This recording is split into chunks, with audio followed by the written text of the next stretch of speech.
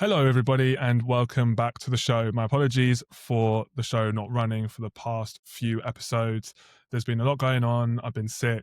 There's been all sorts. And running a podcast whilst working and everything isn't as easy as I thought it was going to be, but I'm back.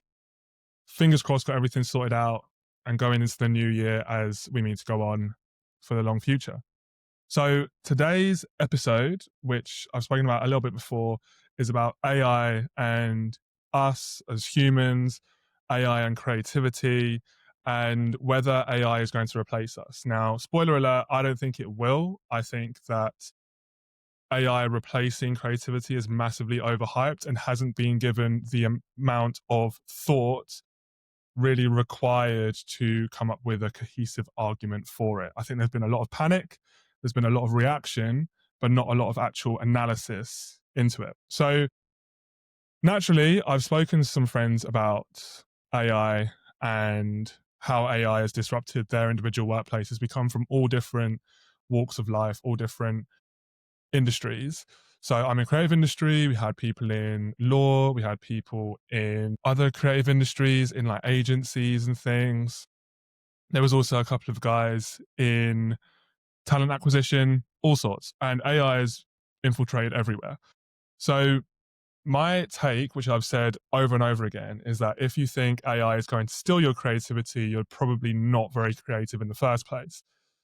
And then there's the idea of if AI replaces your job, that's more the market's fault rather than AI. It's worth noting that technology has been replacing humans' jobs forever, but it also creates a lot of new ones. If we go back to every technological revolution, not everyone, but some of the major ones. So, quick, brief bit of background from my understanding is we had we were hunter gatherers, and then we had the agricultural revolution, where there was some industry, but everything was mainly confined to the family or whoever was on the farm with us. And then we had the industrial revolution where it became more about the individual. Like it with each revolution, it becomes less about what you can do with your hands and more about what you can think with your head. So hunter gatherers, agricultural revolution, industrial revolution. Now the industrial revolution removed a lot of jobs, but it also added a lot. And then from the industrial revolution to, let's say, the internet, again, a lot of jobs were removed, but a lot of jobs came about as a result. And then with the internet, we've then got Web3 and then AI. And an important thing to notice is that technological growth has been accelerating. So the time span between that we were hunter gatherers was centuries. And then the time span that we were all subsistence farmers was fewer centuries. And then the Industrial Revolution was less time than that. And then the technological revolution happened sooner than the previous ones. So each technological revolution is happening more quickly than the past one, to the extent that now we've just gotten into AI and AGI seems right around the corner. So instead of it being a matter of centuries or a matter of decades, it's now a matter of years. And who knows, maybe it'll be a matter of days as well. So because technological growth is accelerating, our ability to adapt is one of two important skills that we need to develop. Our ability to adapt to these changing circumstances. Naval said that I think it was on Williamson's podcast, Modern Wisdom, but Naval said that the traditional education system should be replaced by a system that allows us to upskill every few years. And I'd agree with this. Our ability to upskill is becoming more and more important. It's not fair to choose what you want your career to be as a teenager and be expected to stick with that forever and ever, amen. You should be able to adapt and acquire new skills. The internet makes this a lot easier because there are a lot of teachers on the internet. I learned about my industry and I learned how to be a creative and how to be a designer and all the rest of it solely through the internet, no formal education. But that was, if I do say so myself, a little bit more of a maverick route into being a creative rather than a more traditional route, a route that's underpinned by society and by government. I think this should be encouraged by the powers that be to allow us to upskill every few years. If we take AI and technology in general, AI is not the final frontier. I'm sure there'll be more developments. If we take technology to its logical extreme, my guess is that it's just going to perfect everything that humans do, right? When we look at one of the clearest examples of technology that's changed our lives is the printing press. that perfected the art of storytelling. It perfected the art of reproducing stories, all the rest of it. So in terms of replacing jobs, anyone who is a calligrapher, their jobs get replaced, right? Because it now becomes infinitely cheaper to just use a printing press to get your word out there rather than narrating to a calligrapher who needs to hand scribe it. Now, I've said this before as well. The one thing that technology will do, it may not replace creativity, but it will make craft harder to get, not redundant, but it'll make craft a lot more difficult to get because there'll be such a premium on craft when technology automates everything. So if we want craft, we can get it, but a lot of people will default to the technological innovation. Just to finish off that tangent, if we look at building a table, we could get the best carpenter who's a woodworking genius to make this table, but in today's society, that will cost a hefty amount of money. Or we can get 80% of what we'd want from a table, I'd say, from IKEA. Flat pack furniture. It's made really quickly and it does a job and it's a fraction of a price.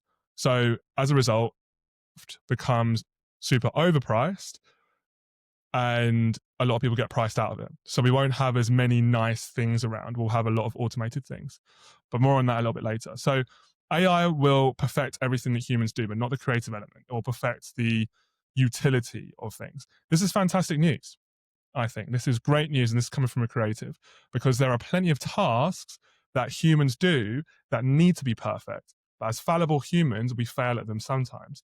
A lot of menial tasks like cooking and cleaning, etc. Like you need to do this properly. You need to know how to make a good meal. How to make a good meal, not how to create a good meal, not how to come up with a recipe for a good meal. But you can program a recipe into AI, and if it makes it perfectly every single time, then you might enjoy it because we need sustenance. There's also, a la David Graeber, he wrote a book called Bullshit Jobs. With the advances of technology, the promise is that we need to work less, but actually a lot of bullshit jobs are being created and we'll remove those with technology as well. At least that's the promise. Looking at history, that's not necessarily the way it's gone. A lot of bullshit jobs are created. I don't know how that's going to happen, going on and on, taking it to its logical extreme. The romantic idealization of technology is that bullshit jobs will be removed. But these are jobs that need to be perfect as well. A lot of administrative positions, they need to be perfect. We need to know what our calendar's saying. There's no creativity in that. It's very, very specific. It's very type A. But there are also tasks that must not be perfect. And those are the creative ones intended to connect with other humans. For humans, there is no unanimous idea of perfection. We are all different and we all have different types of perfection. We've developed a society, however, where we want the biggest pie rather than the deepest pie, to continue the analogy. We want to appeal to the widest amount of people rather than appealing to our people very specifically. And I think it's quite problematic. And I'm playing around with the idea that that's not actually the way it's meant to be. There's an article that I speak about all the time called 1000 True Fans. And this article illustrates this well. 1,000 people is, I've got it written down here, 0.0000125% of the global population. 1,000 people. And 1,000 true fans is all we really need. Yet we won't even try because we're scared that one person won't fit in or won't like it. But if 0.0000125% of people is all we only need 1,000 true fans, that means that well over 99% of people don't need to like what we make. And we let that stop us from making anything at all. And that's problematic. And I don't think that's the way it's meant to be. We only need to appeal to our people. And if you've got 1,000 people rooting for you, the idea is that that's all you really need. Okay? Now, when I was talking with my friends about this, we came up with this metaphor of a snooker ball, right? AI is like a snooker ball. It's perfect, right? And humans are more like a ball of tinfoil, or like, you know, them footballs where they're battered, like they've been through all the different seasons and they're really, really battered and they barely even play, but it's one that everyone loves because you get a really sweet connection on it or whatever like that. But they're really rugged and they've got a bunch of cuts and stuff in it. That's what humans are. That's what we like, right?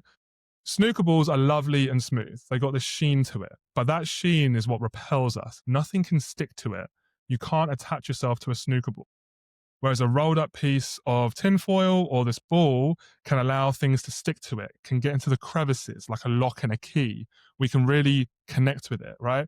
But like a lock and a key, we're literally only going to connect with the things that we connect with. We're only going to connect with, if we're the key, we're only going to be able to fit into our lock, right? And we're only going to appeal to our lock. So we shouldn't be trying to appeal to everything. And this is rooted in our humanity. Whether we like it or not, humans enjoy imperfections as we ourselves are imperfect.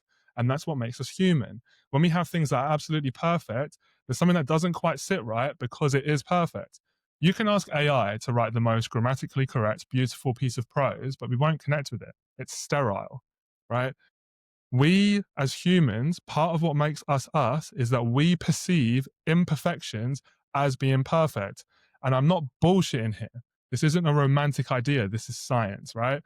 The Parthenon on the Acropolis, the temple building in Athens, that's typical of Athens, it may appear beautiful and geometrically symmetrical and mathematically perfect and all this sort of stuff, but it's built on a curve, right? The floor comes up in the middle of the Parthenon, and the pillars themselves are curved, where in the middle of the pillars they swell, they're swollen in the middle. And this is because the ancient Greeks knew that the human eye, it's amazing, but it's not perfect. It perceives these imperfections as perfect horizontal and vertical lines. If indeed the columns and the foundation were perfectly straight, it would appear warped to the human eye. It wouldn't appear perfect. So you have to create these imperfections to be perfect. We can use this as a metaphor for us and AI. We perceive perfections as sterile. We perceive imperfections as perfect, but not unanimously. It's not from everyone. Okay. One person's imperfection is another person's perfection, and we need to chase that. We need to chase our tribe. So, I guess what I'm getting at with this is AI and technology is trending towards perfection, and that can be scary and that can be a cause for concern and debate. But perfection in creativity doesn't really do an awful lot for us because it's in those imperfections that we can be creative. It's in those imperfections that we can be challenged and come up with new ways of doing things, like the ancient Greeks with the Parthenon, which still stands today, obviously. AI will be able to keep our house clean, cook us food, transport us to places, keep our diaries secure, all of this sort of stuff, sure. And it will replace a lot of jobs, many of them menial, many of them, to use David Graeber's phrase, bullshit jobs.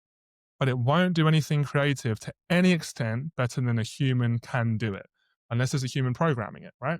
But that's about technology. That's not about intelligence. That's not about artificial intelligence. That's a human using a tool, right?